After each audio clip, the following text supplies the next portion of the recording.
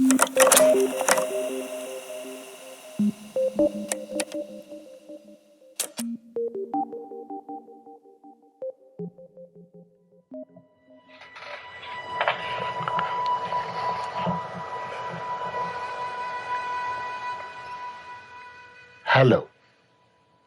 and welcome to the 10th anniversary of Journey. This is a game very close to my heart. It started my console gaming career, and my interest for console games and games in the video game space. And today marks the 10th anniversary. The game was published by Sony and developed by That Game Company in 2012. And in March 2012, I was able to lay my hands on it. And today I will make a complete playthrough and talk about the game design challenges and the game design of this game. And look how beautiful it still is 10 years later.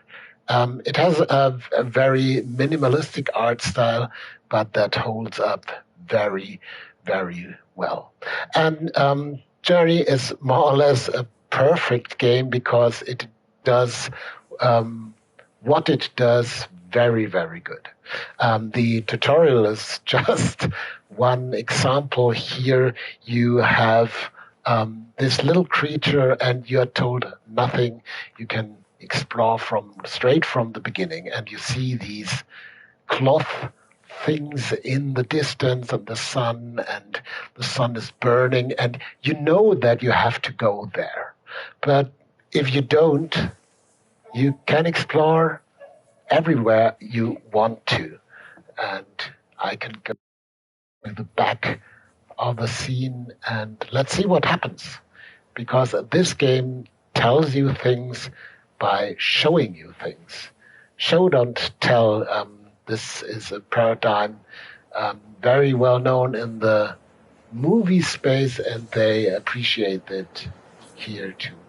So if I want to wander off too fast, I get the very harsh wind that is blowing me back into the scene.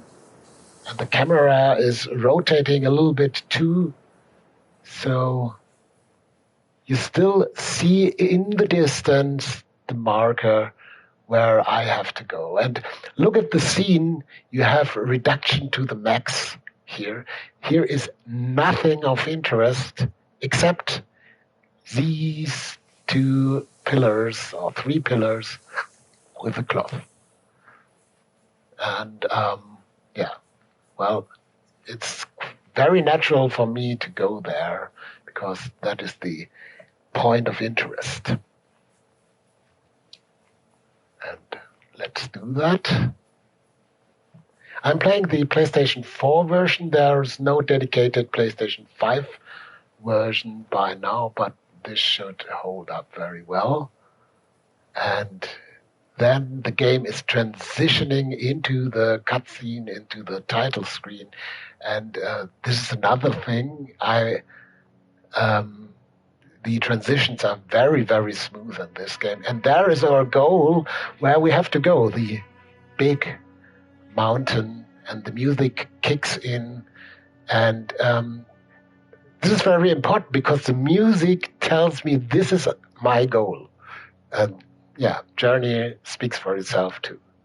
And I have this slight transition and a new angle from the camera with a blinking light, a shimmering light in the distance, and that tells me where to go next. And if I look back, here's really nothing. So let's do that. And now I'm sliding down my first dune, and this is a warm and welcome and good feeling. Here you have a scene with all this loneliness, but this little guy is holding up fine. And I have to admit, on my first playthrough, I did not recognize that these things are meant to be graves. Oh, that's interesting. When I am approaching one of these, I get a little kick in my controller, a little rumble. That is a nice touch. I don't know if this has been ported from the original version or if it is something that they introduced in the PlayStation 4 version. And so here, this means civilization. I've approached and I've reached civilization, but it is crumbled and gone and deprecated and obsolete.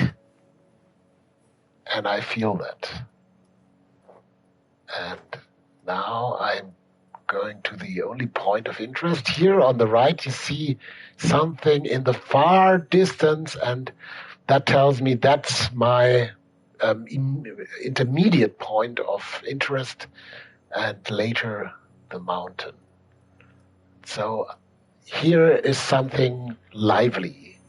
And as the pillars in the first scene, this is very important because I'm feeling really lonely here in the dunes and the sand, and it's nice to have something that is lively. It grabs my attention and it's also interesting. And here I have a button prompt, hold, and wow, I can fly now. And this is a great feeling because it's quite hard to traverse these dunes on my own.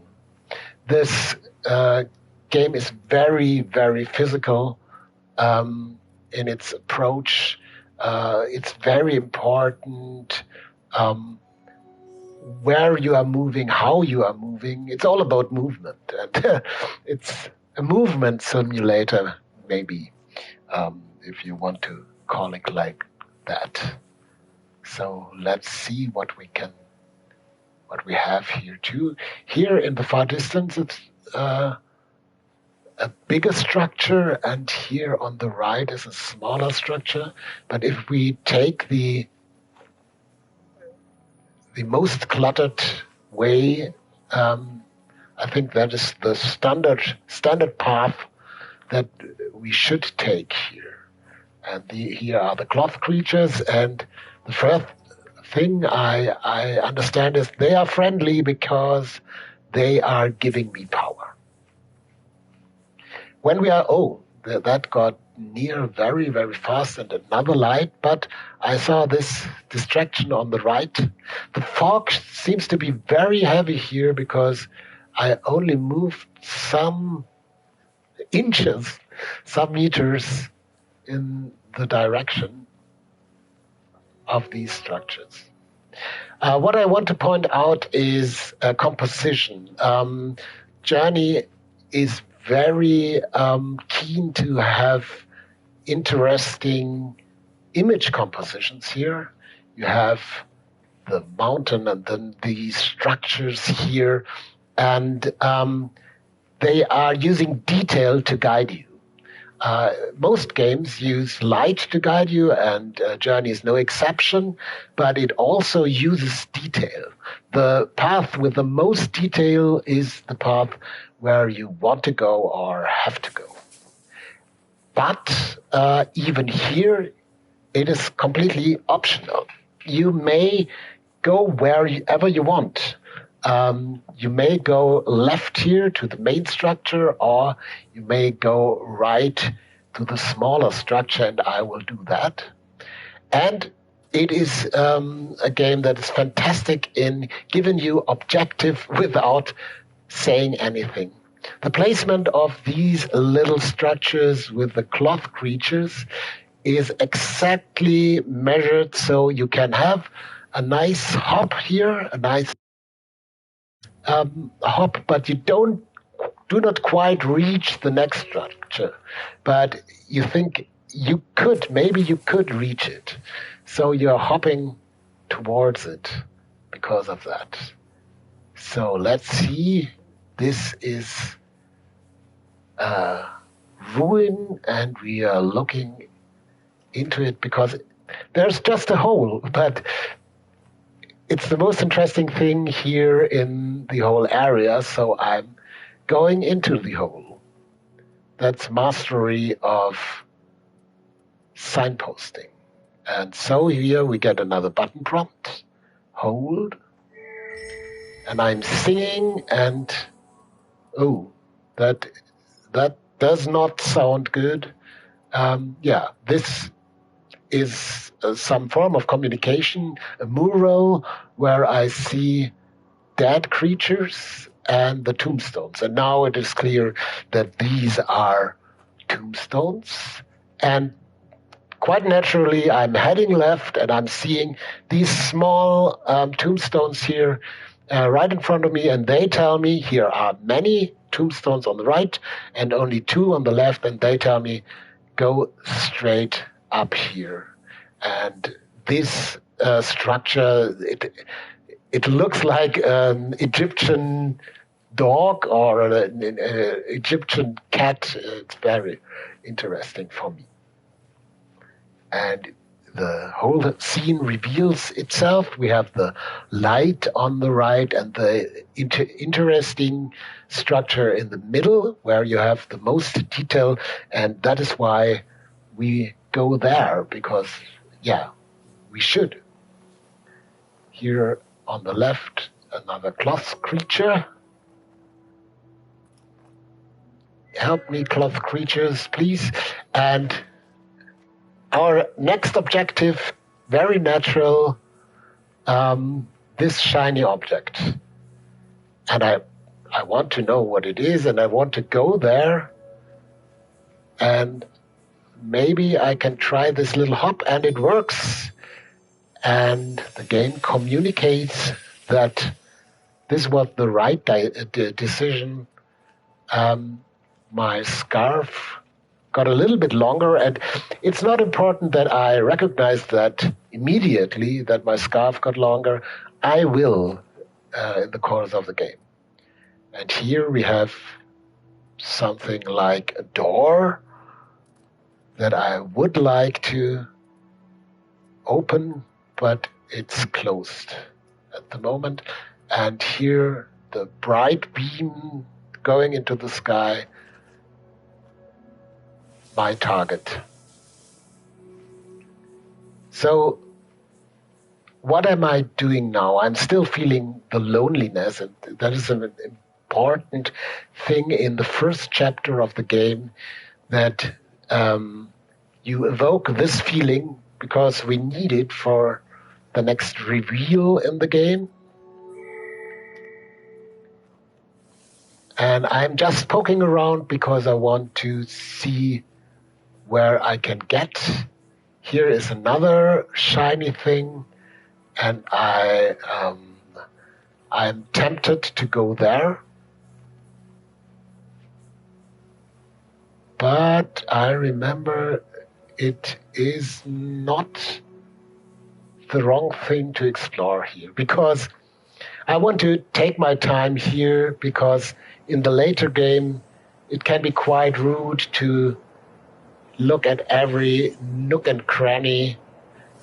You have to go with the flow, and I will do that. So I am using my time here in this, my me time, my alone time here in this Death Valley, to look at everything very carefully. So I can go up here. You may or may not learn that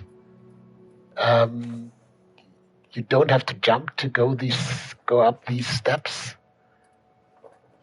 And you learn what this mechanic means here with the cloth, that I can bring back to life just by touching it. That is very important for the game. The touch is something very positive in the game, and the singing too. And these are my buttons, what you would call buttons But these are not buttons. This is something much more organic, much more living. And you see these cutscenes, and not in all, but in most cutscenes, these are seamless, and in most cutscenes, I still can move around. So now I'm learning calling the fish, the cloth fish, and that they can give me a boost. So until now, everything that I encountered was positive. The world is barren and, I wanted to get this. The world is barren and empty and lonely, but the tiny things in the world are friendly.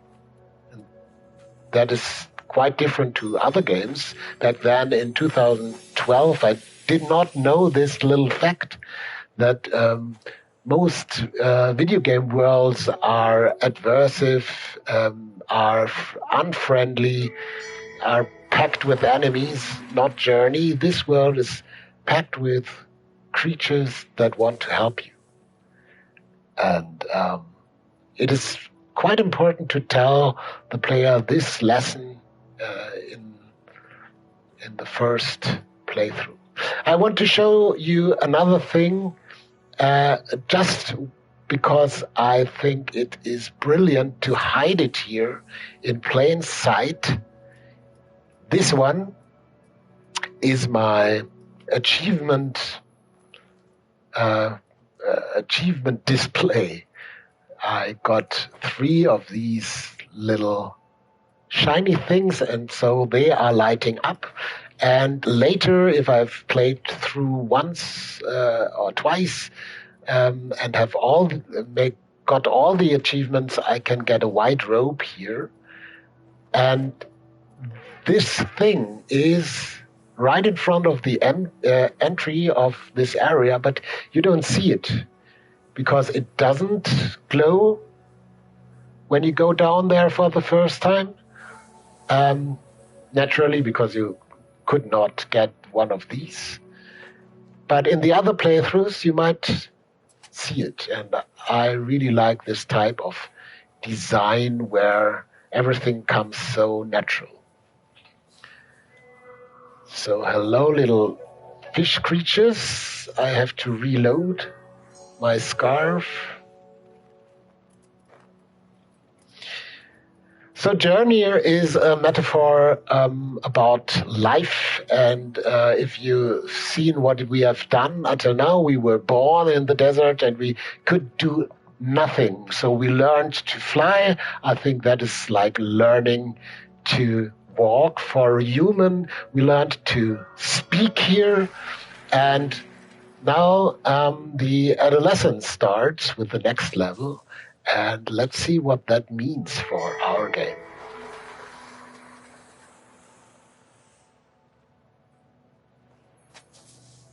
So I just go here, and by my proximity, these things light up. And because I'm curious, and because the game wants me to be curious, I'm walking to the others. It is very important for games to set the tone, what you want from the player, and Journey does this really, really well. And I have this little circle that tells me, go here and sit here. And now we have our first cutscene that tries to explain what is this world about. And for the first time, we see another creature that tells us, go to the mountaintop. And another mural where everything, all the light, comes from the top of the mountain.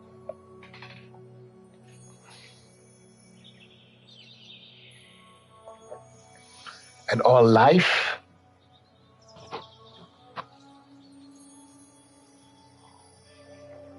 and the people too, who live from the crops and the cloth.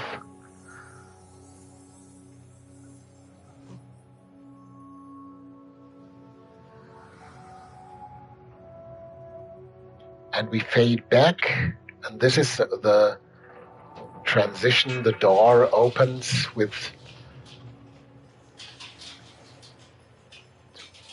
majestic sound, and we see this pathway, want to go into the light, and if you look closely, at the end of this path, there seems to be another little figure, and this is not a real player, this is an NPC, if you like. They put it in very deliberately to show you, oh, there can be another player.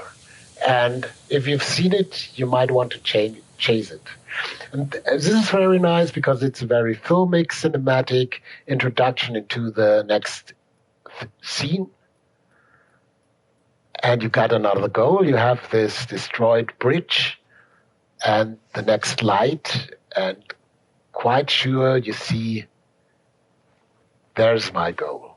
And again, in the far distance, you have the mountain, and in the proximity, you have your immediate goal. And something that really wasn't very common in 2012 is the distance, the viewing distance. Look here, straight, you see one bridge, two bridges, three bridges, and then in the far, far distance, the fog is turning everything yellow, but you have the feeling that this canyon is endless, and you feel small. And since after you are going down here looking for this shiny white thing, you will feel much smaller again, because you're now down here and the bridge rises high up here. So here's some wind, and it's not very sure what I have to do here to go up. Maybe I have to pimp my scarf. So I'm looking around. And here are these cloths. This dead cloth. And I'm going near, and just by going near, I'm activating it. And what does it do? It does release these cloth creatures. And late in the game, you will understand why these things are parts of cloth-eating creatures. And I think down there I saw another player, and that is where the magic, the real magic of Journey kicks in, where you see the first other player and you're not sure, is this an NPC? Or is it not an NPC?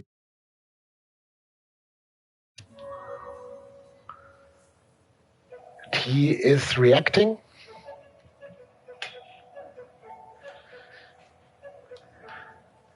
But he stands there, or she, it.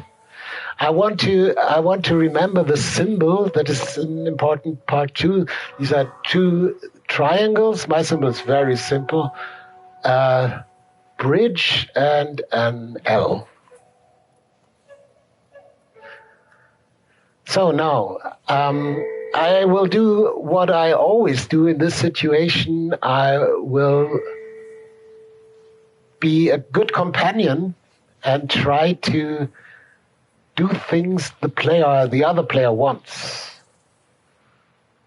They want to stand there. Oh no, the player is sitting down, and I didn't understand what that meant. But what it really means is the player pressed pause. And it's a harsh feeling when a player leaves you, but not in this area. This is a very playful area where I can do anything and everything. So let's bring back life into this world. And I have to say, if you have played Flower is one of these games where you turn the barren, destroyed landscape into bloom again, into a green, nice and friendly environment. And that's okay, and that's satisfying, but I prefer the way Journey does it because it's not that, okay, you have all this barren sand and then there are flowers everywhere. No, in Journey, it is much more toned down by releasing these little creatures. And most of art is doing contrast. And you have to still have the contrast of flying high here. That is what I meant with the cutscenes. They are starting a cutscene, but I still can move. Look at this. By keeping the contrast of the dusty sand and only sprinkling in some of these little creatures, you keep the feeling. If you lose the contrast, the things might still work, but not to the same extent. Oh, this is a nice spot here. I've seen 1 and 2 white symbols.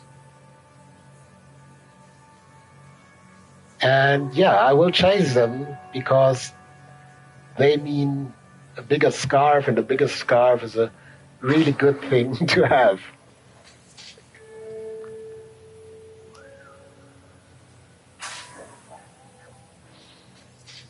This game teaches you without telling you that helping each other, mutually helping each other, is a win-win situation. Because I am releasing these cloth because they are trapped in here, but they give me warmth and strength back.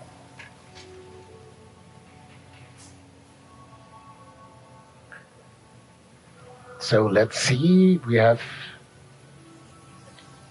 every time you have a waterfall, you have to put some secret back there. That's the golden rule of game design. I was a little bit disappointed because Horizon Forbidden West has many waterfalls, but not very much. They don't have secrets behind them. So I start to enjoy movement, and this area is important to teach that movement can be fun. I'm exploring the world, I wanted to talk about the metaphor, the life metaphor, and you see it in every level. This is the coming of age phase where I first meet other people. I don't know what they will do, how they will react. And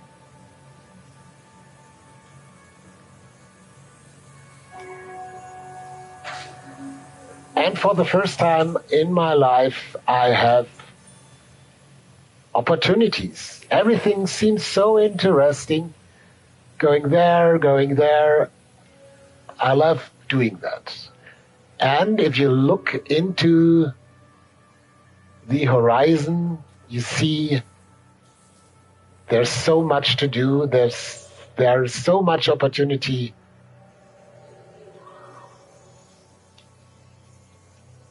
But it's still very safe here, like in your childhood. And you are building bridges into your future.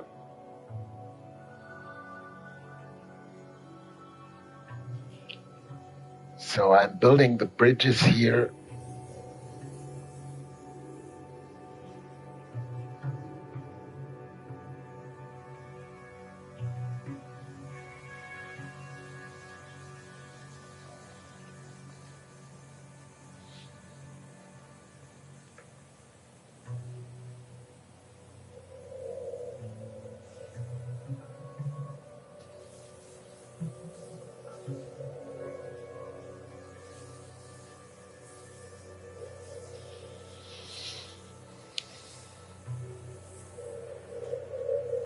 So I started to improve the bridge, and I started to understand the world.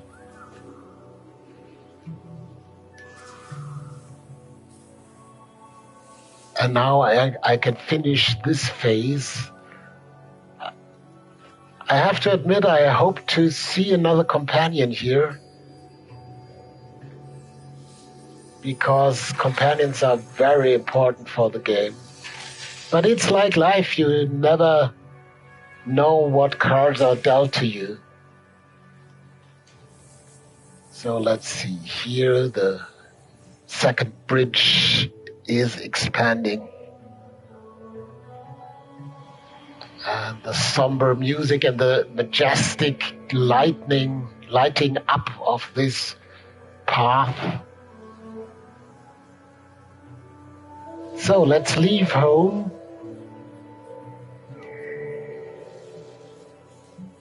I've not seen other people here, so I have to walk this path on my own. But now I listen to the music, how they are transitioning into something more lively, more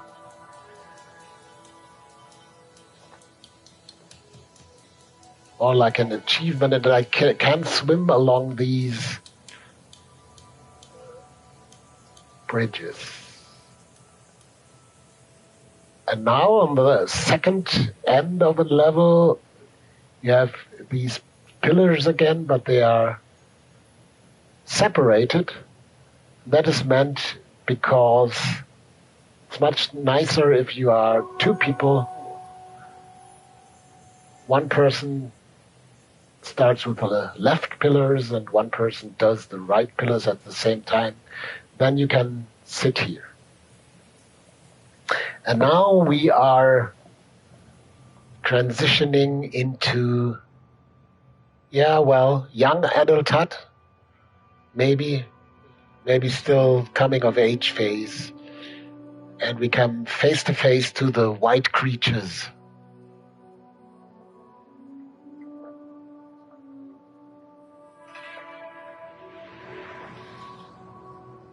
So they were worshipping the cloth, building a civilization, building bridges, aiming high.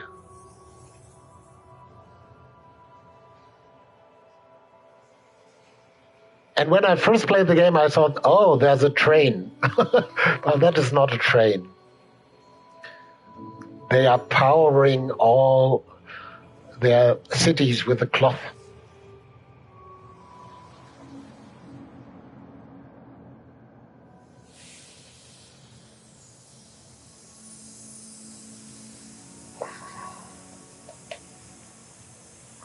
And another big door. Hey, JT.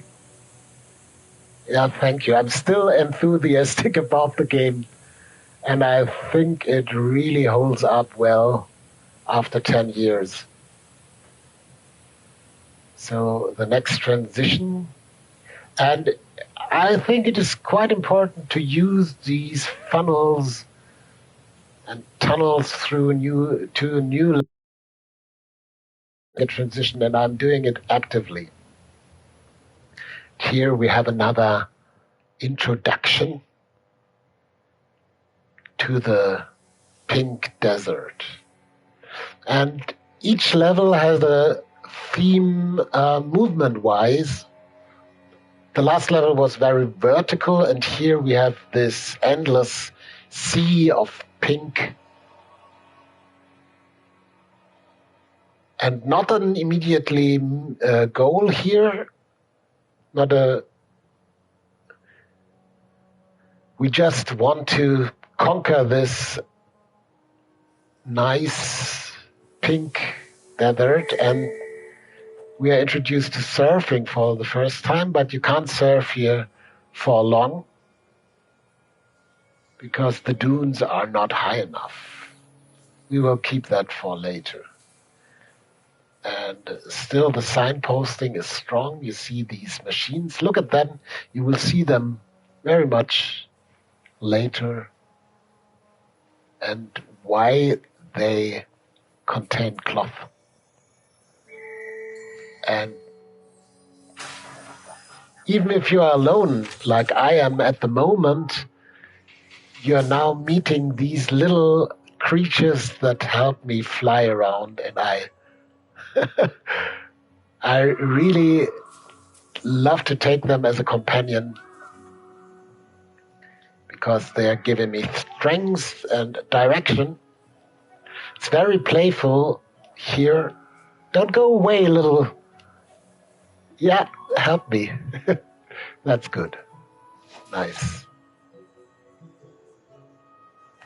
They are leading me to another section of the desert, up the hill, and here's another creature. And what I will do is help more little fish come out and help me here. So we have a swarm that is guiding us. If you want to know what is joy in a video game, that is joy. And look at this desert. That is very important to my heart because there are so many games that try to be like Journey, but none of these has the guts to put you into a barren desert with only one structure. And look at that. We have acquired another companion. The white light shows me where the companion is. And he has a braided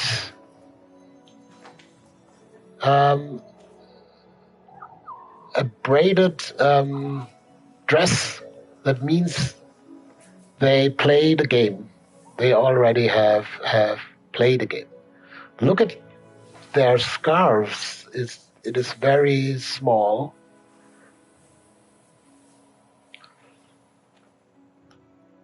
So now we can interact and we can give us health or stamina.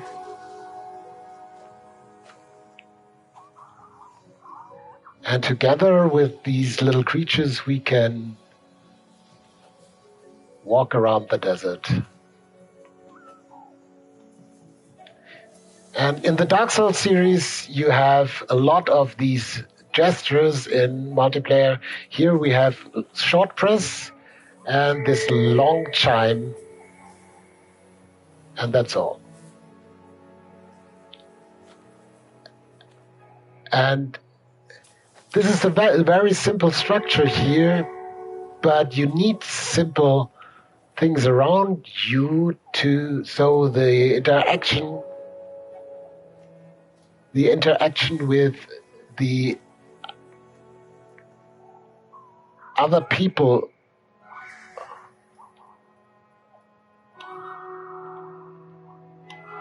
is front and center. Help me. Oh, that didn't work. And I want to take this. Where's my companion? I don't want to lose my companion. That is very important for me. And this is the emotional part because Journey is always different each time you play it because people are different.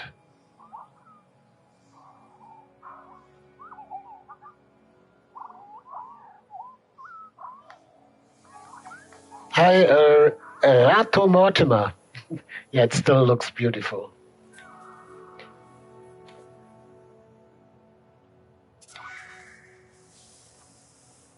Oh my goodness, I've lost my companion. Here they are.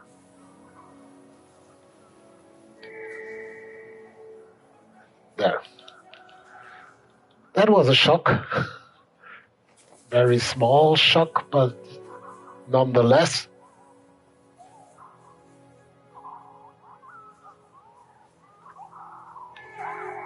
Losing the companion is always traumatic. And I suppose they want to show me the flower. There's a hidden flower in the desert, and I believe that's the direction. Look at that. How gorgeous can a pink desert be? Very much. Oh, look. Here's another picture.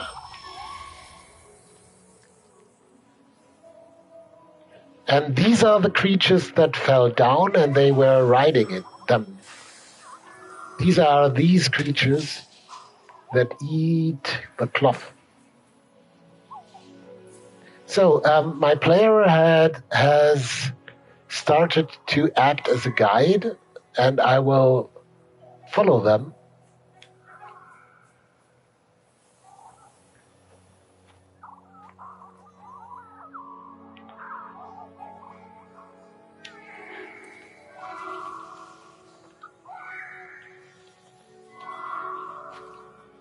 You can sing in the air and stay in the air if you are timing it right.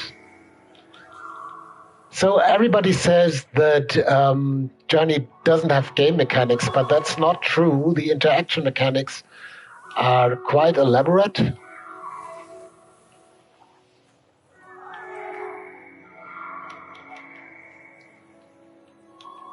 And you need some skill to do that. Where does they want to go? I have to remember the name. It's J.T. Stairs. Okay.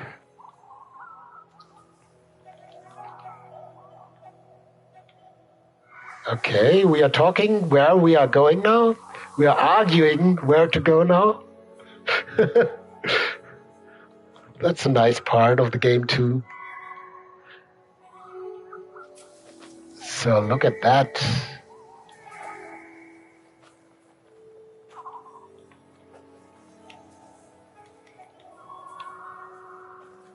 Where do you want to go? Yeah, that's the way of the hidden flower, isn't it?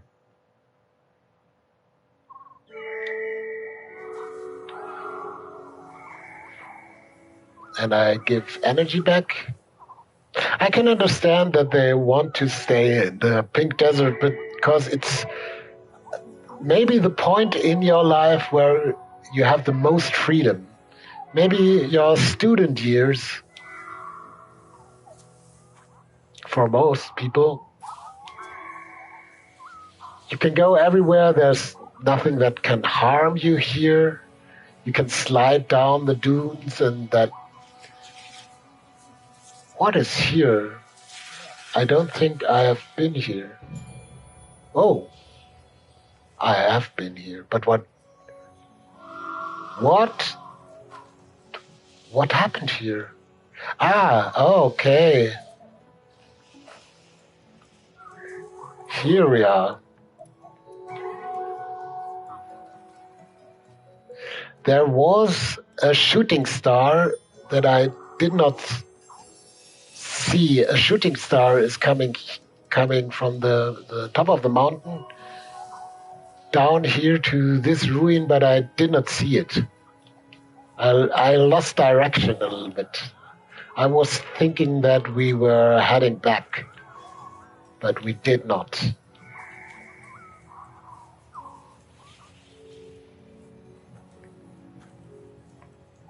Hey, little small scarf. Oh no, I will call you Little Scarf.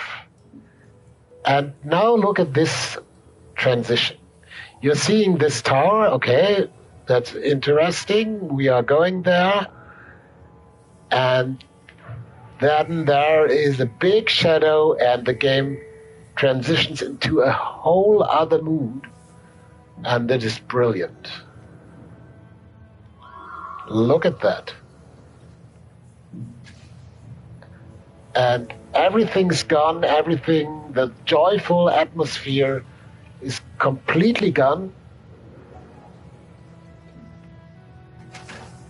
And I'm shouting out to my companion, is everything all right? Looks like they want to show me something.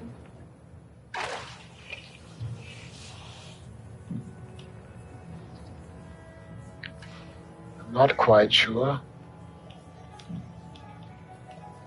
Where are they going? This is rather intimidating. After all these years, the mood swings still work.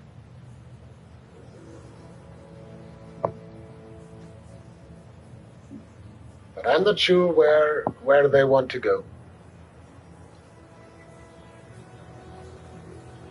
Ah, okay. Maybe they want to show me Glitchland. There are some famous glitches in Journey that were not patched because the developer said it's nice to have these in there. If you can't stumble there onto them accidentally, we will keep them in. Ah, this shortcut, I forgot. But with this scarf, it will be very hard to take it. Yeah.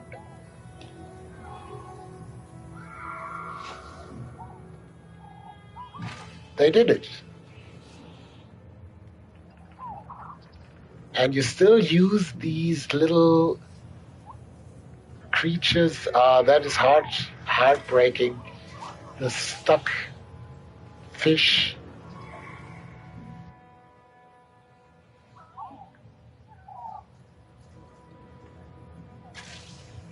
So, and here, if you want to know where the snakes, the flying dragon snakes are made, you can see it here. And I feel they want to appreciate the game because stopping there is just for soaking in the mood. Look at this. Look at how small we are.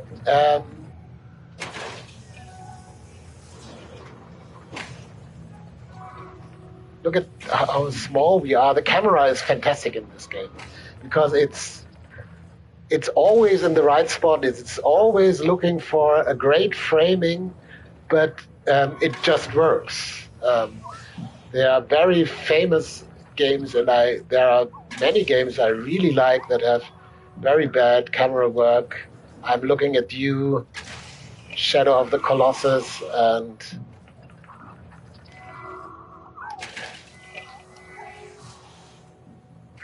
The Last Guardian. And this is a point where I sometimes lose my companion because I want to get this little trophy scarf thing. And then some of the companions get lost. And here for the first time we can see, look how tiny we are. Here for the first time we can see what happens if we are starting the end of the level together. And it's such a heartwarming feeling to sit down there at the same moment and watch the cutscene together. And the story is, we still have this white creature and something about our past. So we have the civilization, the bright and luminous cities, and everything seems to be fine. But is it? They are building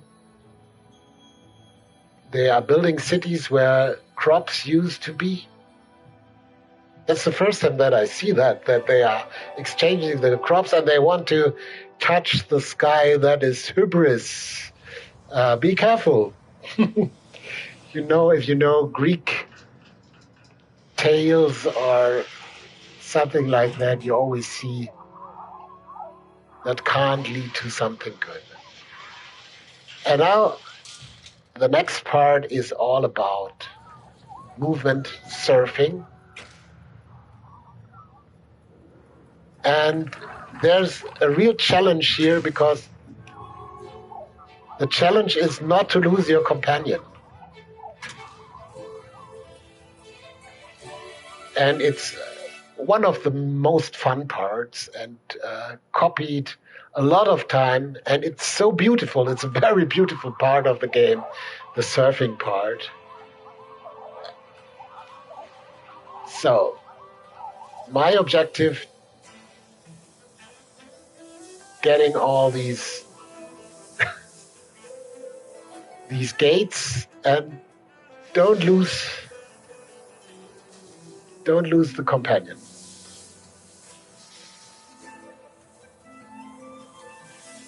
There's still the white light, and getting this is quite hard sometimes.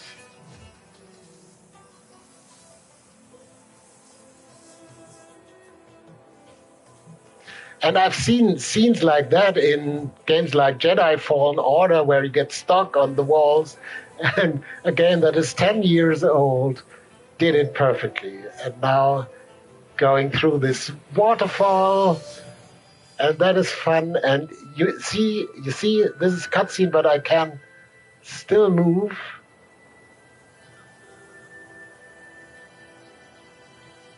Oh, go. So many times I lost that. And now we are sitting here above this area and have to release the big cloth creature. And this is co-op. We are working together like we do in the adult world. I think this is maybe your first job. Adult times after your education. So yeah, you have to work and surf.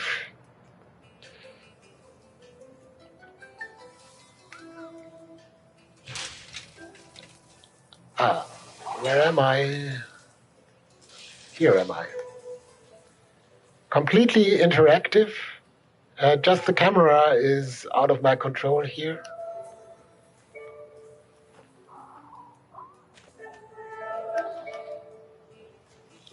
And we can use these cloth creatures to fly up. Here, and now we have to time the moment very carefully so we don't get lost. I prefer to stay behind my companion to see where they are. And I think here is another scarf part you can acquire, but I always fail.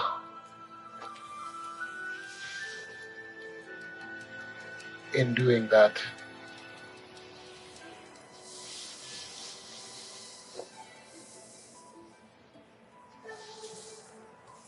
It's more important to stick to the companion.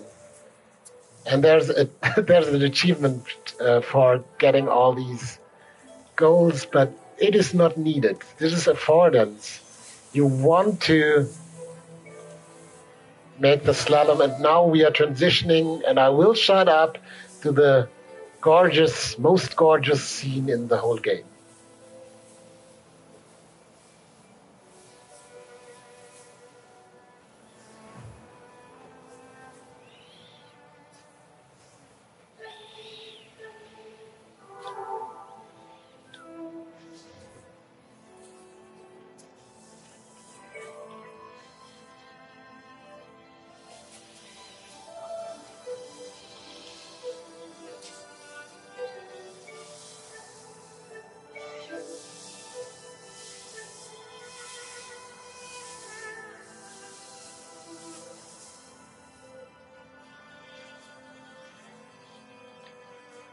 It's been a long time that I could experience this together with a companion. And it's very strange, but I'm tearing up a little bit.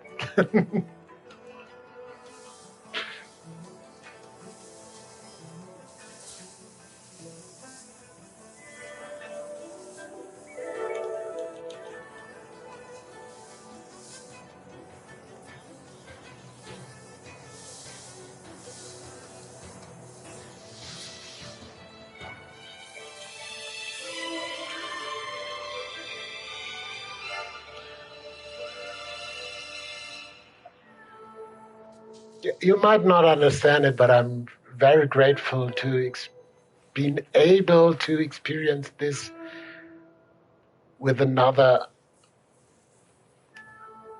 player. Hey, Cooper Stuff.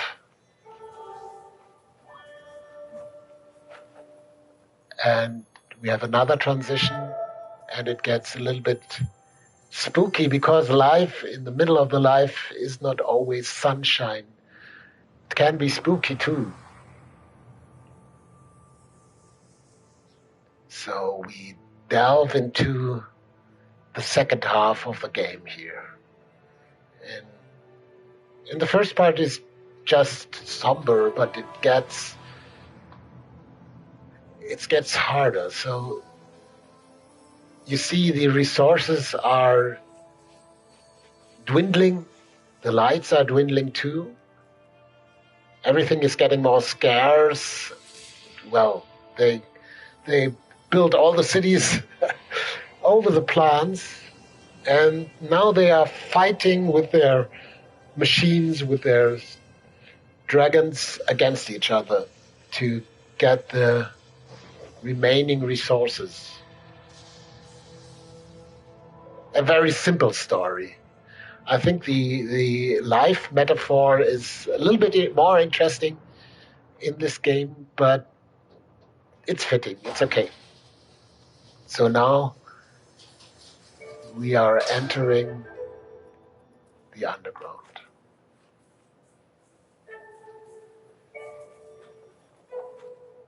And by now I have learned how my companion is working, what they like, what they don't like, how they are interacting, and I can rely on that. And I have to tell you, I want to rely on that in this level, because this is maybe the level where the game gets most extreme. So first we start out very somber.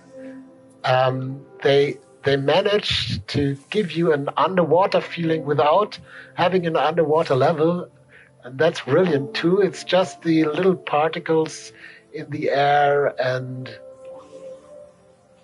the somber tones and the bluish color.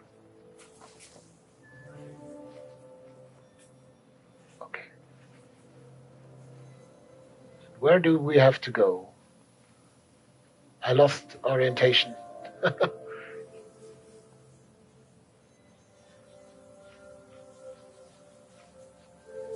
Are we going back? I'm not sure. I think we are going back, aren't we? Yeah. I got turned around.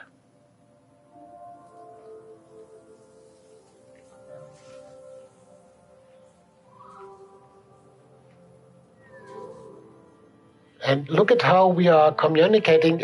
Please try to make sense of it, what we are saying to each other. I think it's quite understandable if you are trying to understand what's said.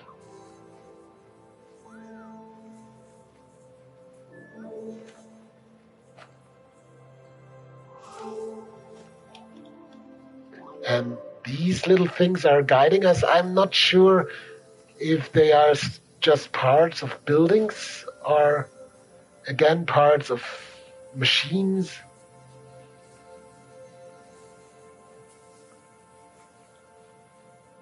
And you always have the urge to proceed and the urge to explore too. Because this is why these shiny things are part of the game. It's not much, but it's very important for the pacing. Where's my companion? Oh God.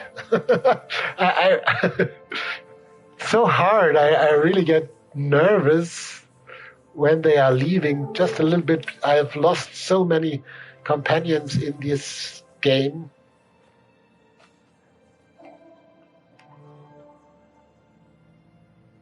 And here we have a new kind of mechanic, the seaweed that gives strength. It's not really a new kind of mechanic, but these seaweed things are bigger. So, little scarf, do we want to proceed to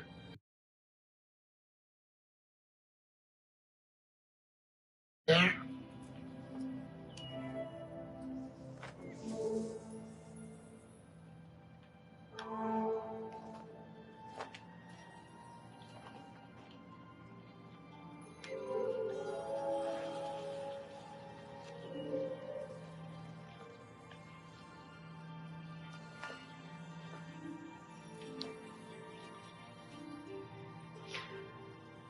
Look, when you are playing the game for the first time, this may be quite simple and no problem for you because you have not experienced loss in this game. And this game really, and I'm really serious, is teaching you how loss feels.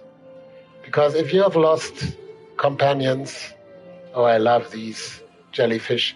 If you have lost companions, you know how precious life is and how precious it is to keep them around.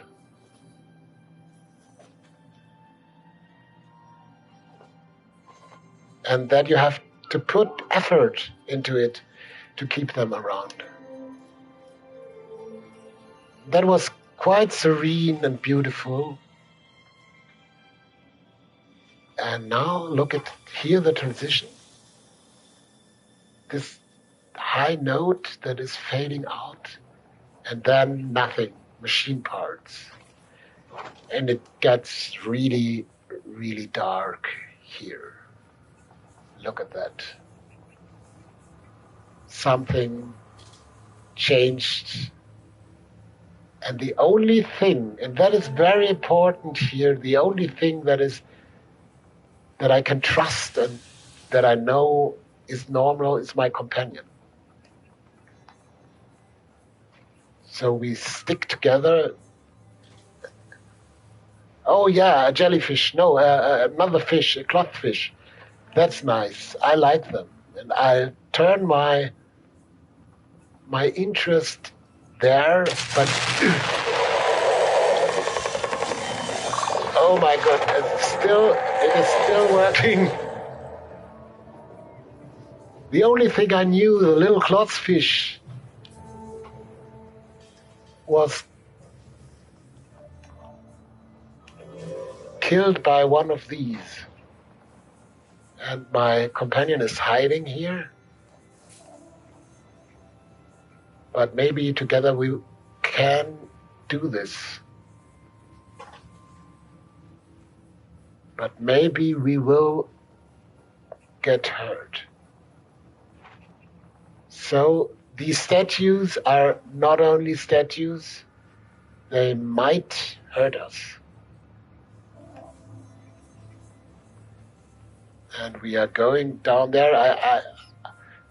I realize how I'm getting nervous and tense.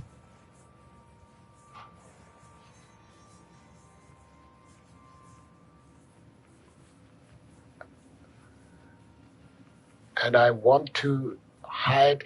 Yeah, you even have a stealth section in here. without any explicit stealth mechanics. The gameplay is very diverse. It's not just running. So the new movement mechanic is stealth in here, and there are cloths, and they are taking the cloth. Not something that I want to experience. But where do we have to go? There's light at the end of this tunnel. The world is dangerous, and it's better to not be alone out here.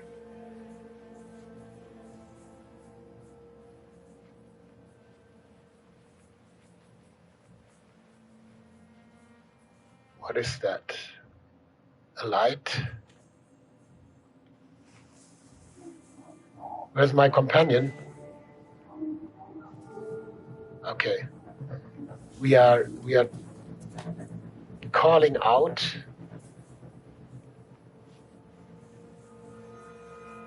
And the creature didn't see us. That's good. And together we can hide here. What is happening?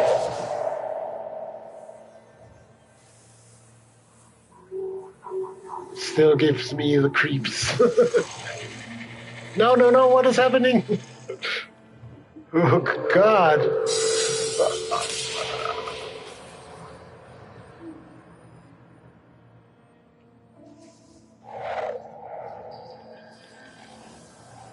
What was that?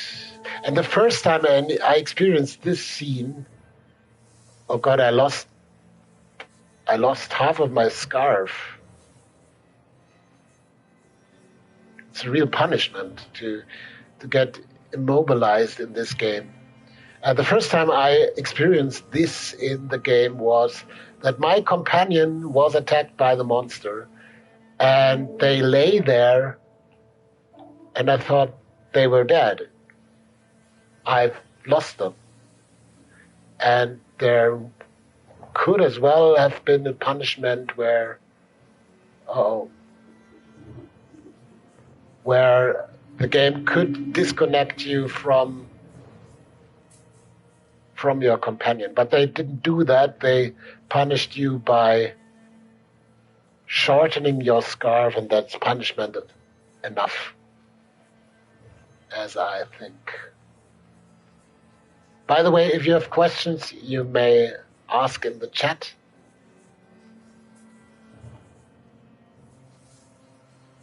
Look at that. Okay.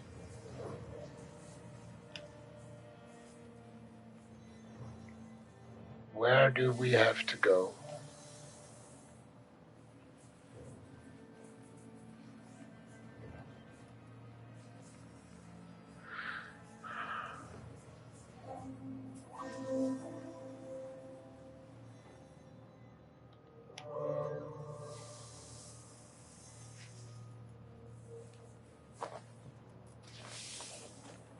Oh no, oh no, oh no, oh no.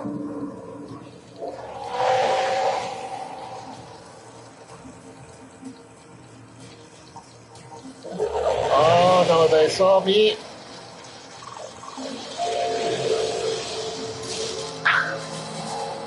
And that is a scripted scene, but it's so effective because you still have everything under control. And now we will hopefully visit a little companion. Back here was a little... No. Let's go with the flow. There was a little creature called Fred. I think it was Fred. So continue. This scene gave me the creeps when I experienced this for the first time, because I did not know what the punishment was in this game. And now I still am anxious when I'm playing through this, but I know I can't die. I just can't lose my scarf. And the scarf is important, especially in the next scene, where you have the golden time of your life. Here, the story is told. The civilization lost everything because of the war, and everything got destroyed. But there were some seeds again, and I think now we are here, and now the narration switches to the present.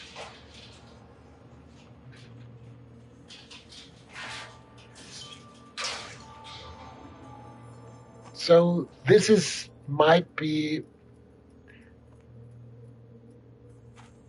the time after work here, where you have this brief period in your life where you can enjoy the fruits of the seeds that you have planted, where you can climb a tower for the last time. And this is all about verticality and the joy of movement again.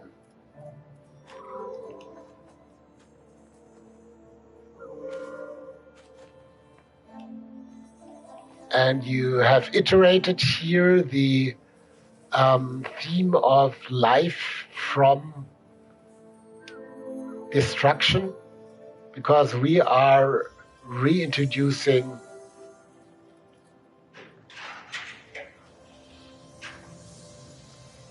the energy into this tower. So, another level where you easily can lose your companion. Oh no, no, no, no, don't go, please. No, no, maybe just an internet failure or something like that, but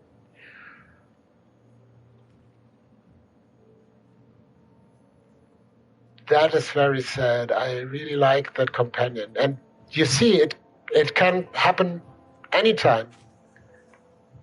And you started to think that you can enjoy the rest of your life here. You can enjoy your accomplishments, and now they are gone.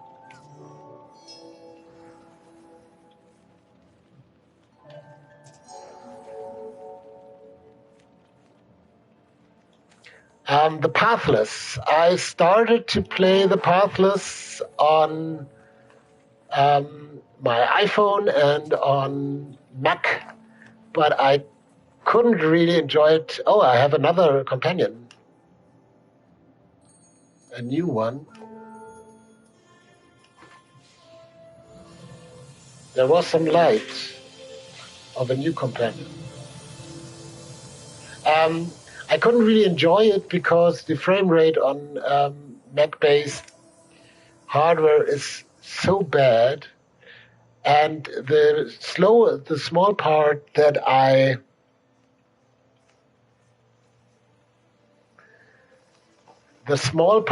played did not convince me, because look at the starting area of the Pathless.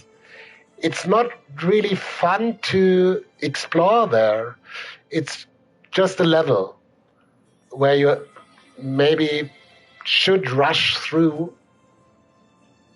But yeah, I have to admit, there are, out of my head, I can't think about any games that did the same thing for me as Journey did. And I know Abzu is also like the Pathless by some of the people who made Journey, and I barely, how to tell it? I played Abzu, but I did not really enjoy it because all the important lessons from Journey were not present in there. There were, what I always see is mimicry, that people try to emulate Journey without the aspects that I really appreciate. Even the German game Omno that was published last year, and many people really like it because it's Journey-like. I don't see that because the world does not capture me. Here in Journey, every building is positioned very carefully. So I wanted to go for the last trophy here. Everything is so deliberate here to evoke a feeling, and most of the other games are more puzzly and more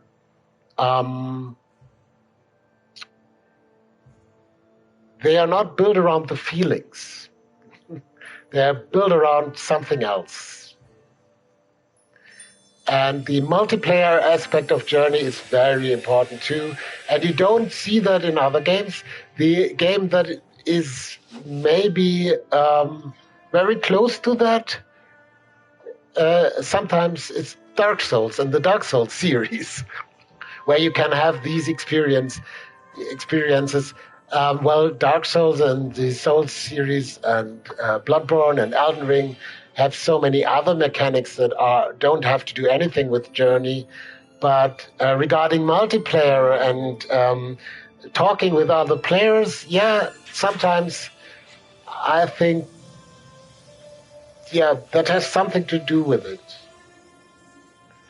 So look at that. The picture showed me two figures, and I thought that means that there is another player in the level, but I don't see them. That's a pity. This is another serene moment of gameplay in Journey where you have the whale, this big whale, and it's really heartwarming if you can do that together. So let's talk about it. Let's talk about what I would take from Journey and put into other games. The exploration aspect is represented in other games very well. There are a lot of games that are exploration heavy. Let's talk about Outer Wilds or Elden Ring maybe. Hob is another game where you can explore a lot, and I appreciate that.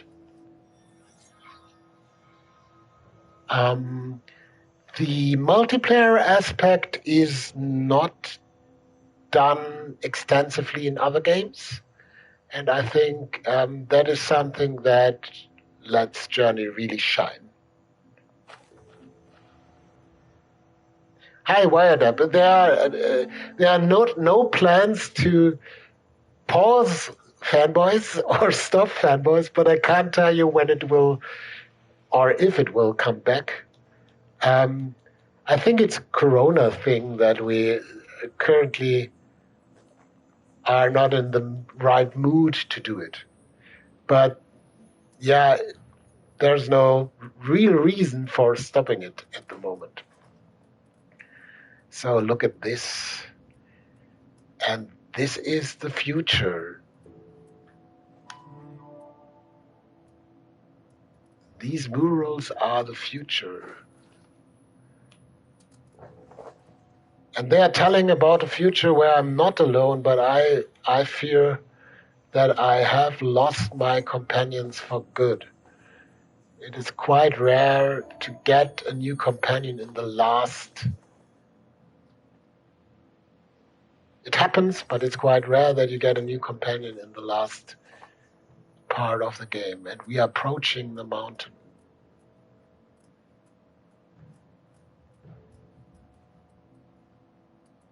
That's not the future, that's the past. I'm seeing what we did. Together we fought the machine.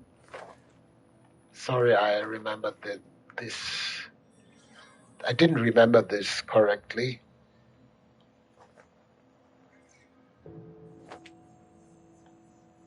And that's what you do if you are in the situations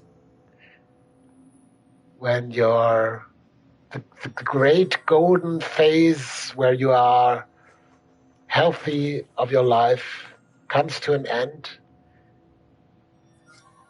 You are looking at the stuff you have done in the past. And look here, at the beginning I was alone and there's only one figure. I really appreciated this detail. And when you are looking at this scene, you see how different it is to a game like Abzu or The Pathless, because I can contemplate there is meaning. It's not just a game that gives me another level or wants to tell a story. I'm filling in the blanks here. The good thing of Journey is that you become part of the story. You, as a person, did this. You communicated with your companion, and your companions become part of the story too.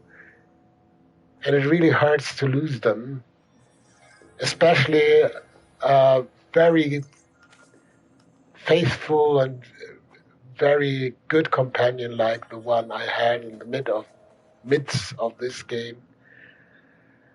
And please hold your thumbs that I will find another companion here in the last level, because it's very sad to end this game alone,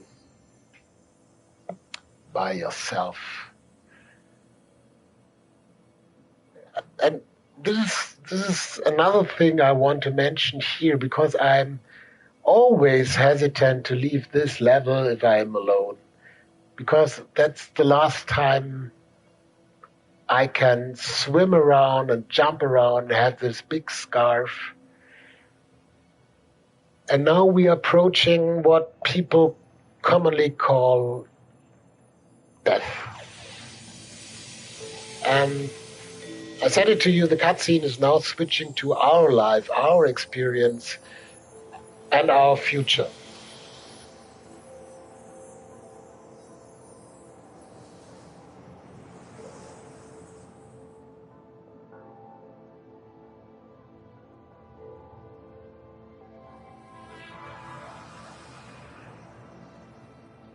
And we see the journey we took again.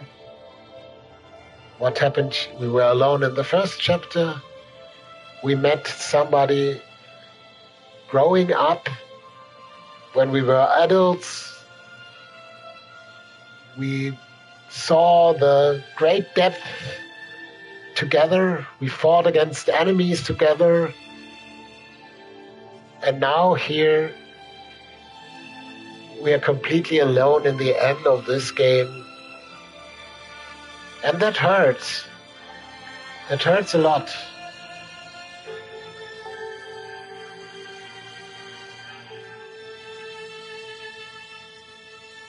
Because this game is not real, but the feelings you can have with it, they are real.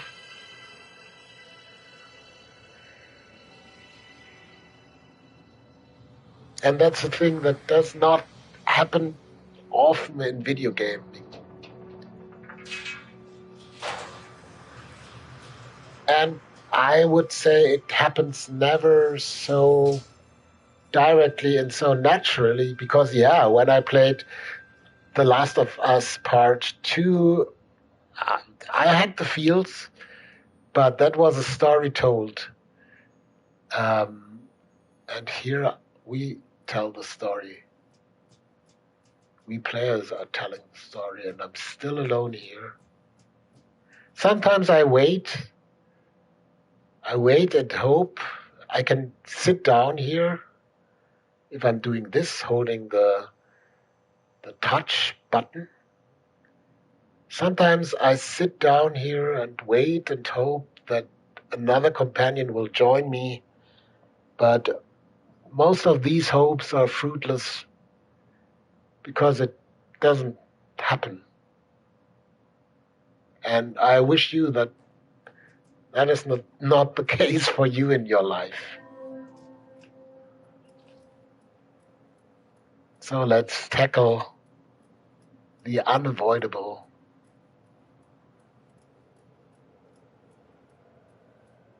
And go into the light for the last part of this game.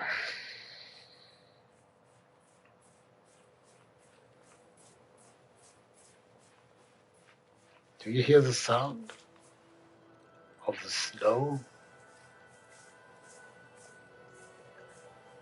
And funnily, you may say, okay, here they are only showing the last goal I have, the mountain. Nope. We will cross this bridge. This is our first goal in this game, and that's genius. Sorry. It is. This is our first goal in this level. Still alone, and it gets harder to walk. It gets colder, and you see oh my goodness, hello? Please say something. Don't stand there. Hello?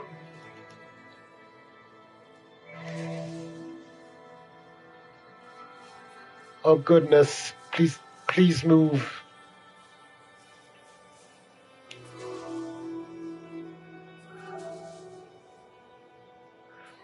I suppose somebody's woken up here and is pouring a coffee or life can be harsh.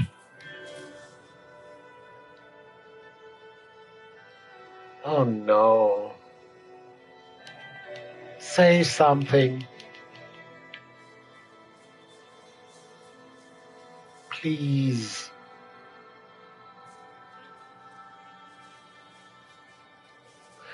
On one of my first playthroughs, I had a companion that walked the whole way with me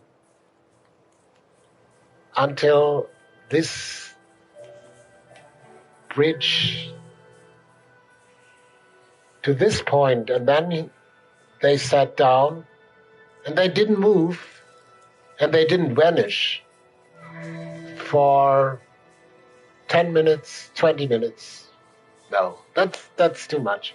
But maybe 5 minutes. And I was talking to them and trying to reactivate this pure little hull, this little creature, but it didn't work.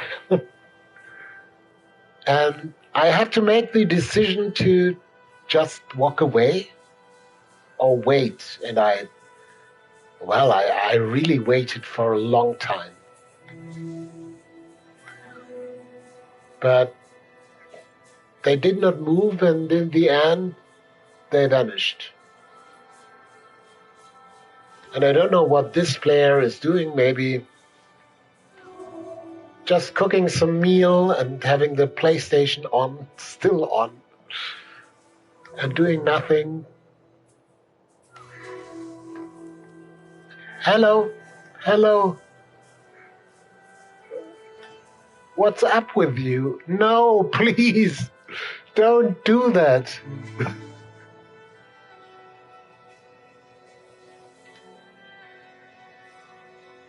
Talk to me.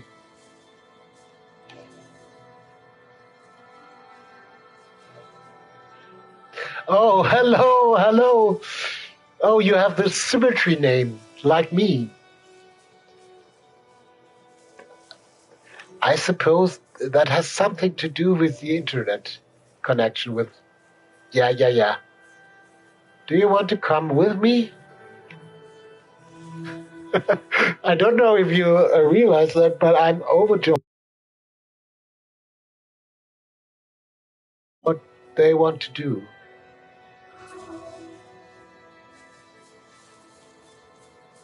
Stubborn, they're waiting for a special player. I heard some people try to connect to each other. Yay! Hello! Come on!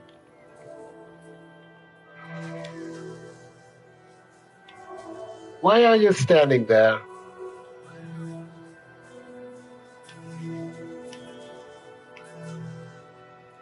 That's pure terror. Because I don't know if I have to wait. Sorry, bye. I'm going. You can come with me if you want, or you can. That's a life decision too. Maybe they want to be alone. Maybe they are waiting for somebody. They are not waiting for me.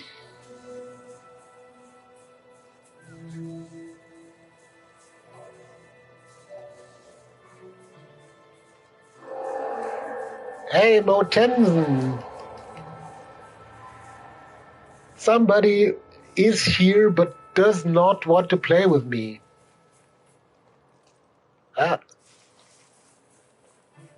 Maybe they are gone now, and I can move on. No, they are still standing there. Curse you. I will see your name at the end of the game. So I have to do the last trip on my own because this player doesn't want to play with me. Fine. But they invigorated my senses. I am now more determined than ever to do that on my own because I think that was the last point where I can connect with another player. And this is so hard to do that last part without another soul helping me. But we can do it. We can do that. So this last part is talking about movement-wise, because I said that the game is doing something movement-wise differently in every level. This is about how it would be if movement is really hard for you. And I'm not talking about games like Quop or games like Getting Over It with Bennett Foddy, but it feels a little bit like that. And I have to hide behind these columns if I want to approach the end. And here I stand, still have to cope with the fact that because of this player, because of this other human, because of the decision they made, I have to stand here alone, and the last minutes of this game will be alone. Because there is no one waiting for me. No one waiting for me at the top of the mountain. And I surely can't show you the climax of the game without another player, can I?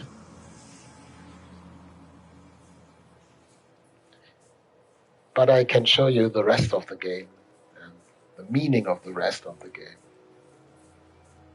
That was heartbreaking, but I still think of the middle player I had in this game.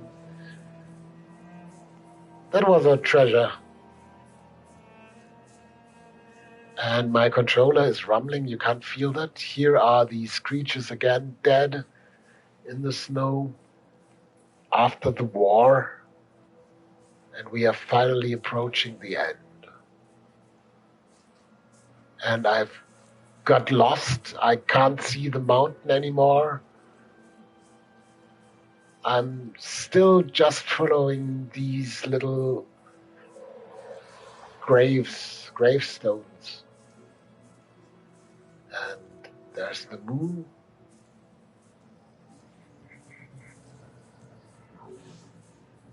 And I'm longing for another person or some of the warmth of the light, because as you see, I can't jump anymore. They took this from me. But if I get warm, I could again, but I don't see how. And I don't even see where I am. But still, this game never tells me where to go, and I always know where to go, because the structure of the level is so clear. And look at this. This is the bridge. But first, we will make a last little attempt to get warm. And here, this little lamp. And these little creatures and this little mural are the last things, the last signs of civilization. And you only see the war again. And that is what I said about contrast. This would not be very spectacular in a game to have this little light and I can fly in this spot. But because everything around me is so harsh and not friendly, this means a lot.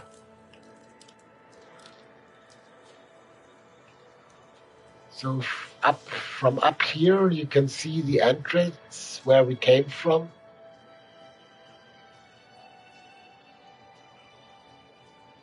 Down there, the other players sat with me. There's the door, and we came up all this mountain up to here.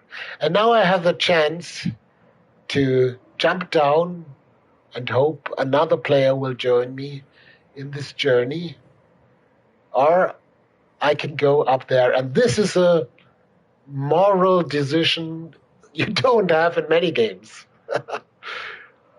Where I now can decide to do it all on my own or take all the way again, just hoping there will be another person waiting for me. And I'm split, to be honest.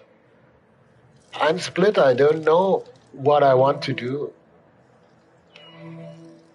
And I don't want you to wait all the time. I would need to get another companion. But I'm thinking about the future and what you are missing if I don't do it. That is harsh too. So should I take the jump? Or should I proceed? I'm not sure. Should I stall again and sit down here and wait?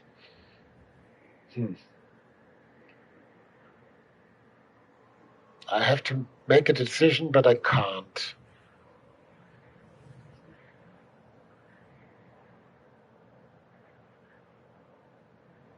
I think this video will be forever, and I will do it. And maybe I will fail. Maybe there won't be another player to join me. But maybe not. So I'm sitting here, and I think the algorithm doesn't join you with other players if you look in their direction. They have to be close, but not too close. So waiting here may be a good spot. And this is ridiculous that I'm doing that. Hoping for someone to come around.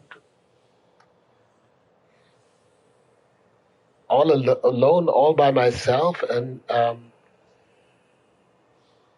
yeah, I shouldn't do it. And feeling lonely, feeling very lonely down the bridge here, and the thought having to go all the way up again, alone again, that is very hard.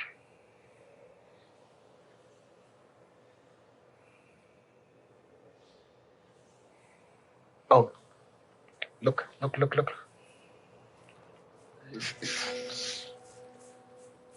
Where's the light coming from?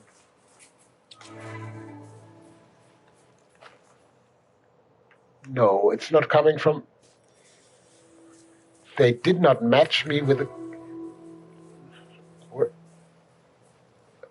Is there somebody up that bridge?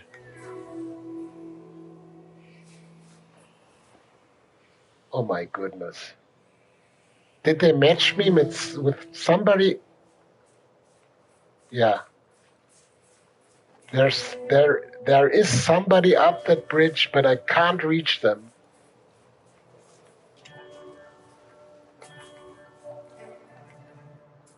Please.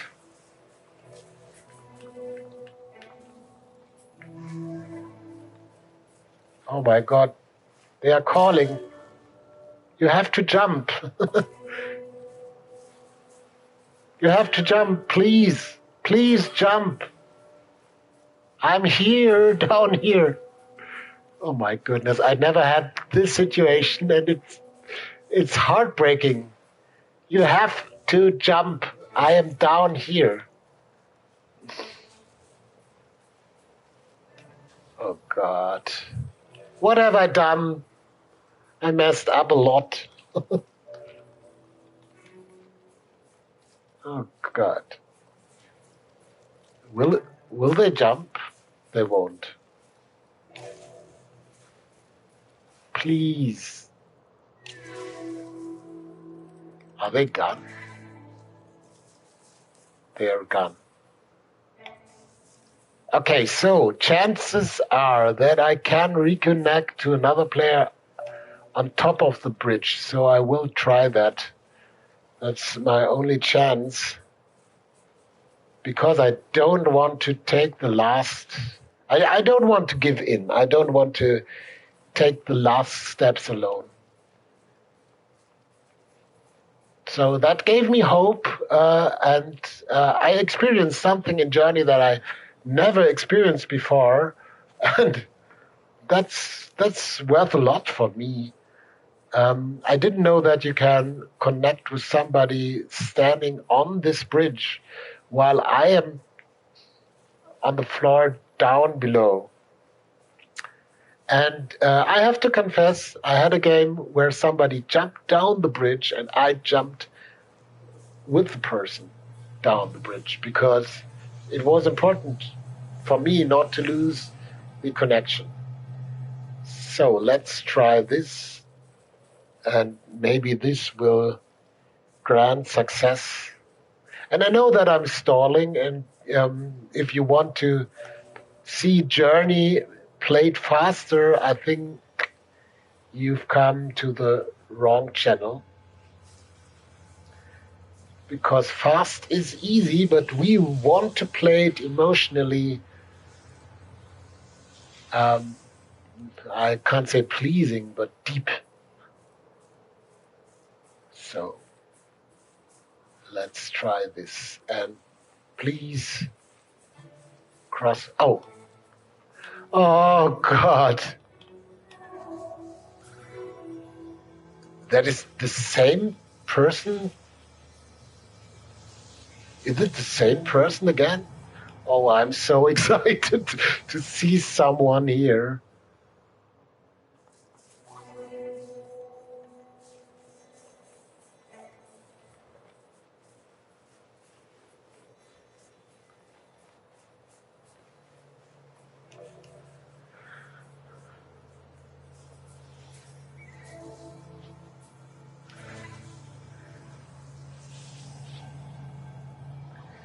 Yeah, you can stand behind those pillars and you can stand in front of them.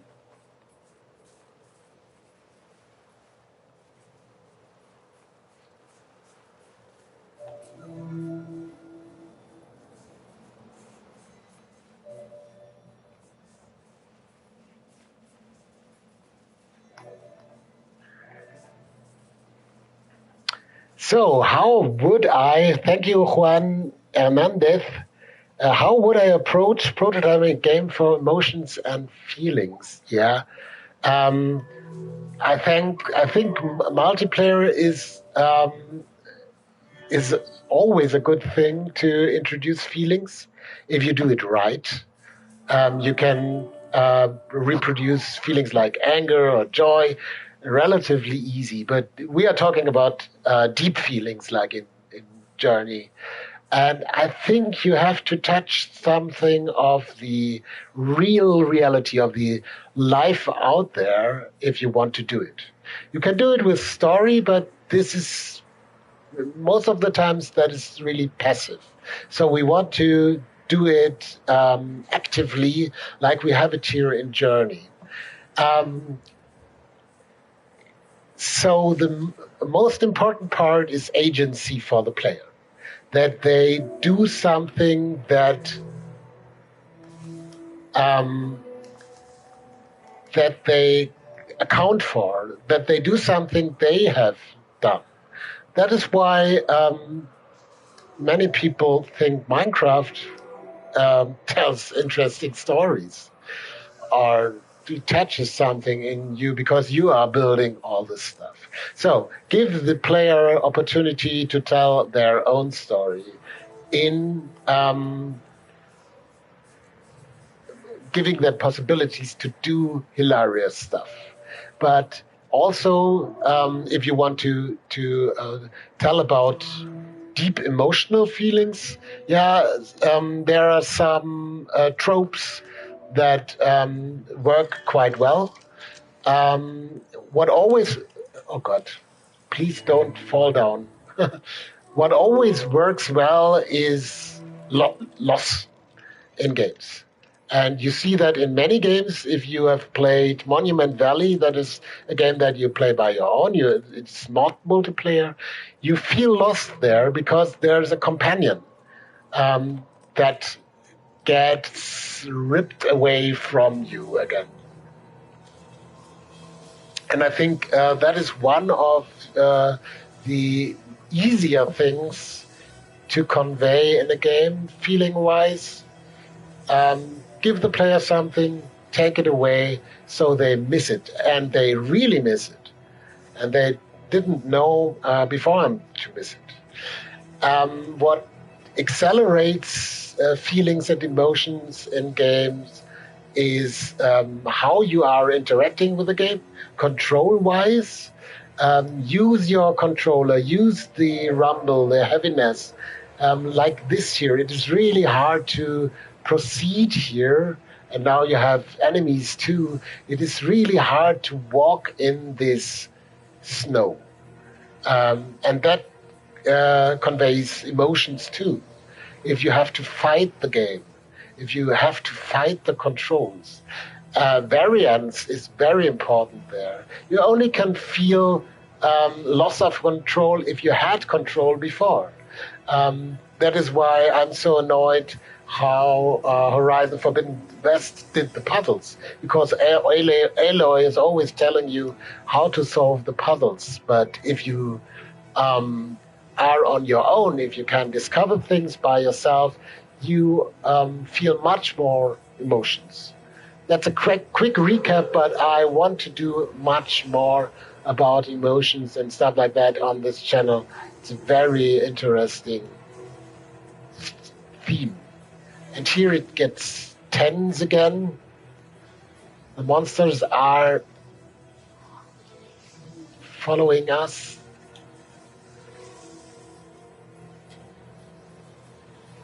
And I think the name of the other guys is a tree-like structure. What are you doing here? Why are you standing in plain sight? We have to hide. And look at this mechanic. We are desperate to fill our stamina bars, and we can do it if we stick together. We are glowing, and if we talk together. So this is an incentive to do that. And that makes me feel closer to the other person. So, okay. Damn it. I have, no. Oh, God. So here we have this situation. He's feeling something for me because I'm their companion, and look at how they are running to me to help me. And so what do you have to do? You have to hurt the thing. Oh no, not again, not me again.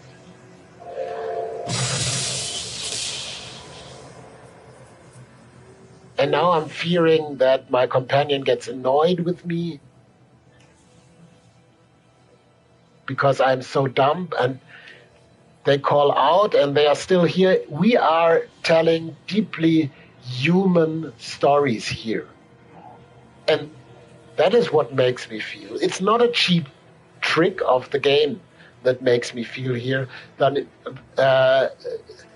experience, the real human experience that happens is evoking these emotions.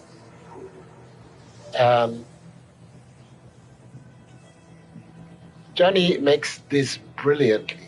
So I told the other person that I'm now aiming for the next safe spot.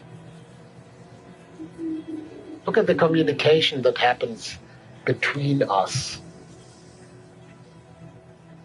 And what Journey does is the level design is, and that is different to Abzu and the Pathless and many similar games. The level design is made to incite these situations where emotions can exist and the emotions can be felt. Look at my scarf. I had a proud, big, long scarf back then. And look at that. This channel is made so we can feel ourselves. We have a little moment of relief where we can fly again and we can celebrate together, and that is important, together, this little triumph against a harsh world. And why it is so long? Because we need time to communicate.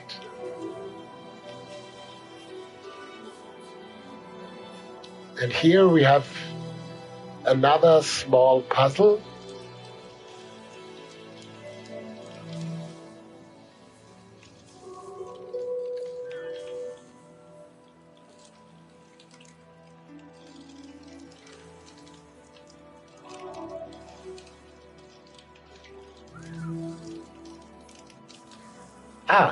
This seems to be a new player, maybe. I don't know. It's very uncommon to go here.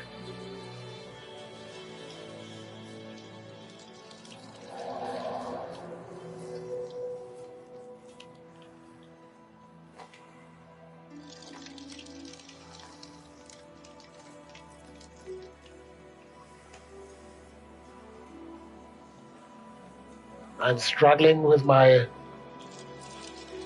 much too small scarf.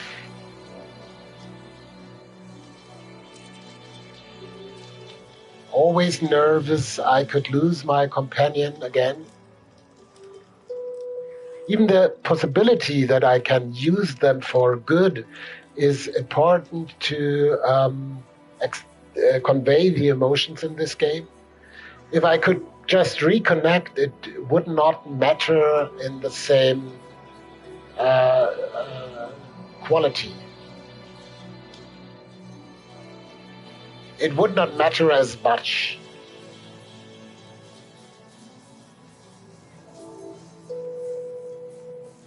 So this is the last somber part, and now the winds and the... You may think for a while that, hey, together we can do that together. But can we? Yeah, it is helping that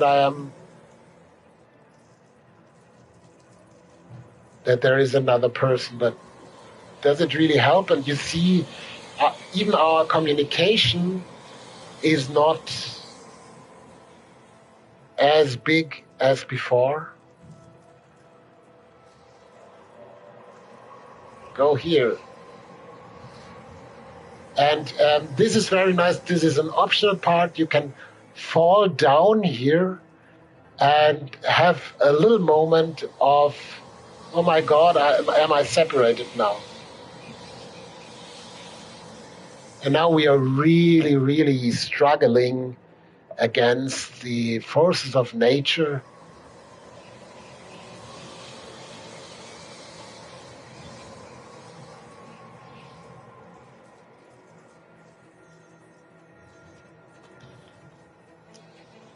And both our strength is dwindling.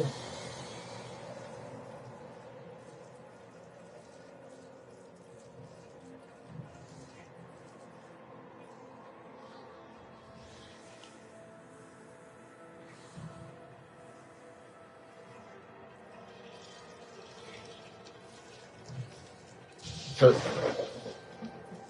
did the other person fall? I'm not sure.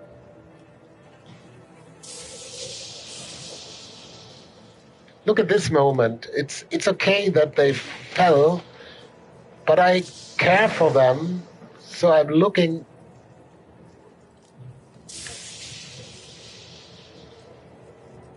Are they still there? And it looks like they... hello. Hello. And now we are entering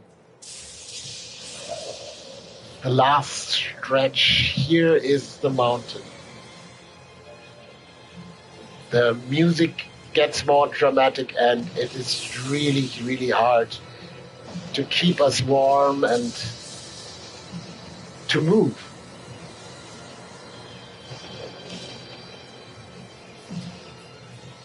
But together we can make it.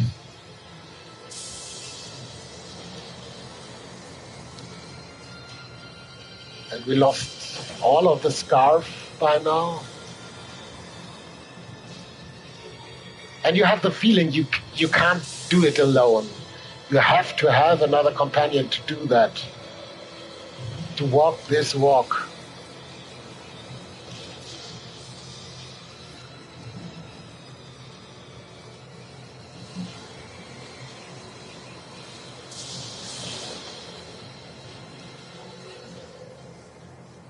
But it seems to lead nowhere. You even can't see the mountain anymore. There is it. And the controller rumbles.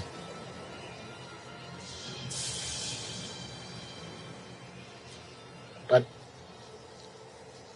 and it gets still. Silence.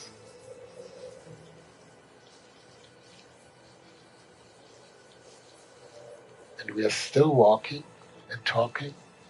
But our faint voices, you can't hear them anymore. You can see them.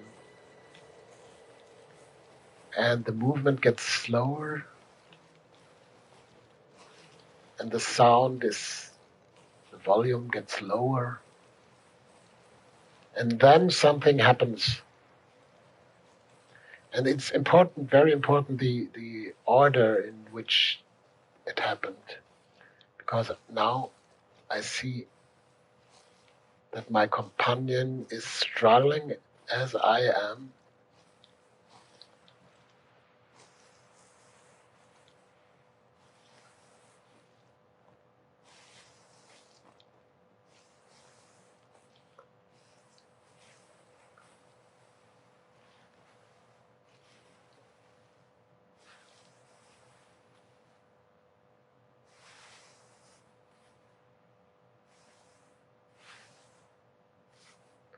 And now I see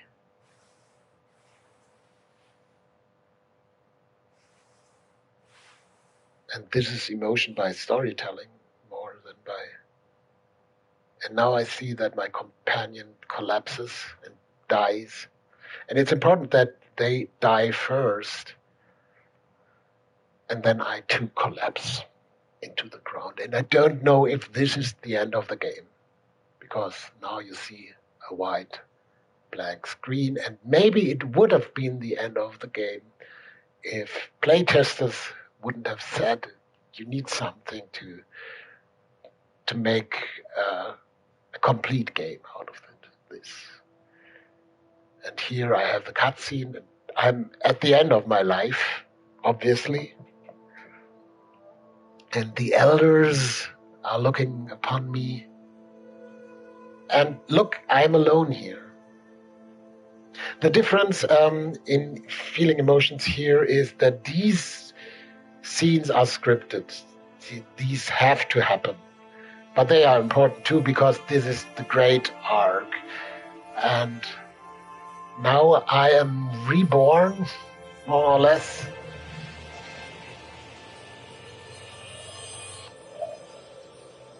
But I'm still alone. And have this cutscene where I reiterate all the things I loved about this game. And I think that is a very important lesson about. The last thing we had was the boss fight. The going uphill was the boss fight of the game. And here we have the aftermath. And it's so important that you give, and I'm not alone.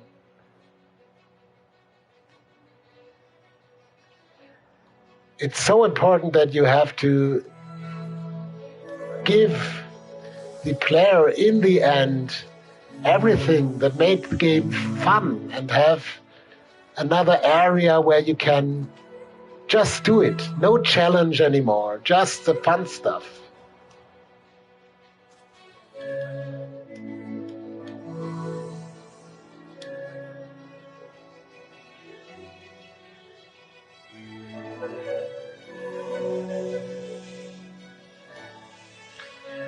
So, there's one thing that is problematic about Journey. Only one thing, only one gripe.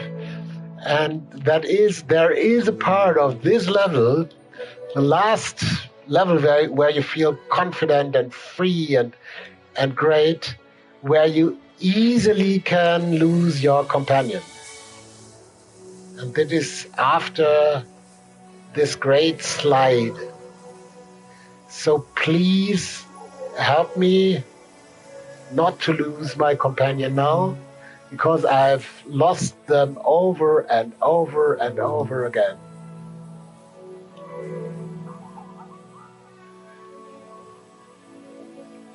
Because you see, the camera here is quite limited, and if you lose track here,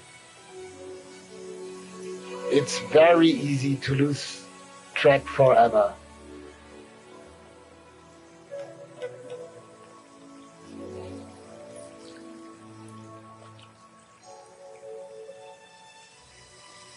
And going up, going up, going up. This is the critical point. After going up the waterfall, you should be safe.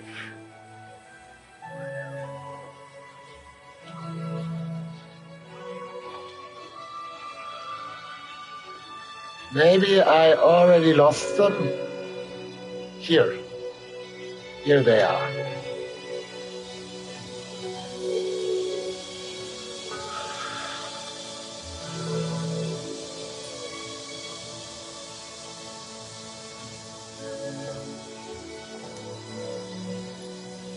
Because it is important to enjoy this together.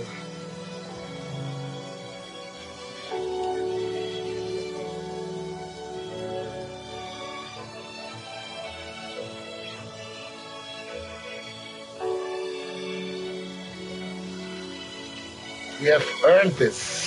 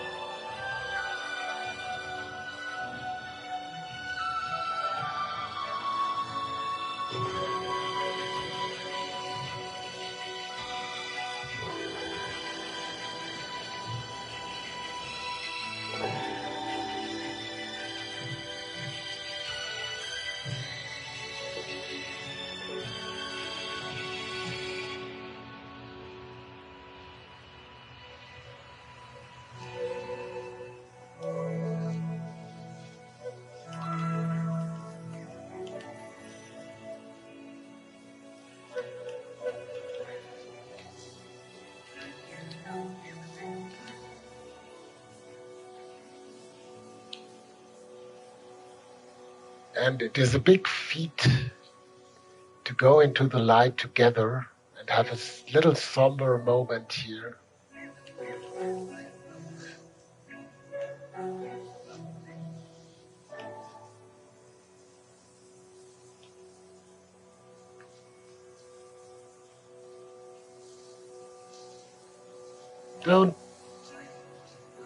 Don't be so fast.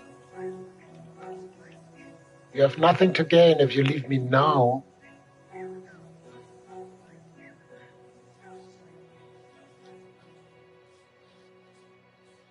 Hello and goodbye. They are so eager to walk into the light that they did not pause to say goodbye. And it's quite nice to see them here. Goodbye.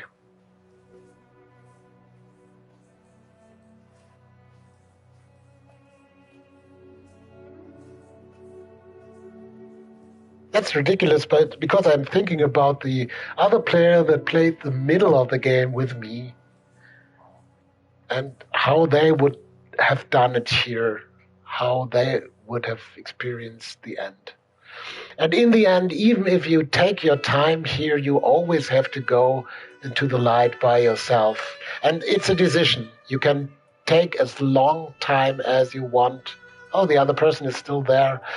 As long time as you want in this last level. And these last levels always work.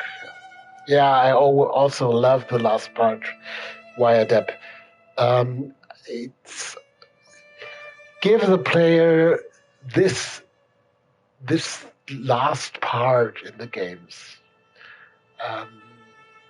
because I think it is really nice if you can say goodbye to the game too, not only in multiplayer games to other players. I think Uncharted 4 did this brilliantly, but Journey does everything brilliantly. So even the end of the game, even this is part of the game and an important part of the game. I'm do speak. And now you see the reincarnation, and the game ties into the beginning here, because the game begins with the spark that is flying to the desert. So even this, this end of the game and even the credits in the end of the game tell something about the game, are part of the game. and you revisit all the journey. That is a very important part, that you see stuff you know again. Loom did this, by the way. That was a nice part of the ending of Loom.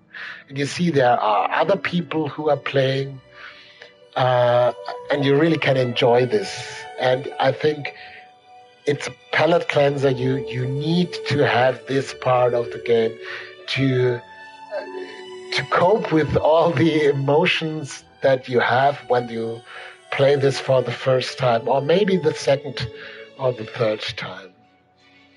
And I still enjoy it. And there's a treat at the very, very end of the game coming now, after the credits, that is worth waiting for, and that are the PlayStation names of the companions you had in the game, the names of the people you played with, and you can connect with them afterwards if you want to.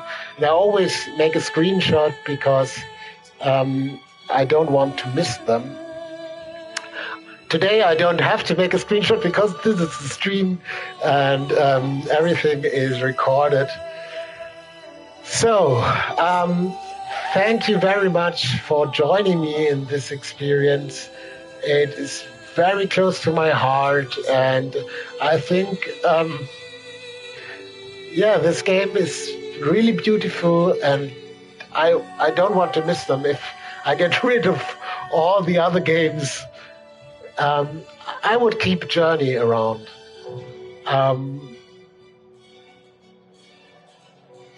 And now I'm out of words. Thanks a lot again for joining me in this experience. There are some other things to discover and see in this game. If you have the time, if you play it alone, I would never leave my companions just for exploring everything. You can switch off the internet and play on your own. If you want to do that. And there are some really nice, interesting little secrets. Again, the flower in the pink desert, for example.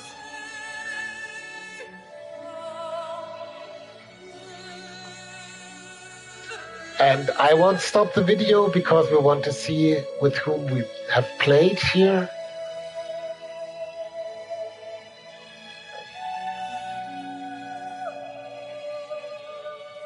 And now here you see the course of the day. The sun is going down and it's going up again in a moment. So the spark needs to travel all the distance again back to the point of beginning. And you see all the scenes in another light. That's on one hand metaphorically, is that true? But they do it literally too. And that works for me. And the difference to all that other Journey clones is everything in this game is made to support the emotional message. And you just want to explore this world. It is a world that has meaning.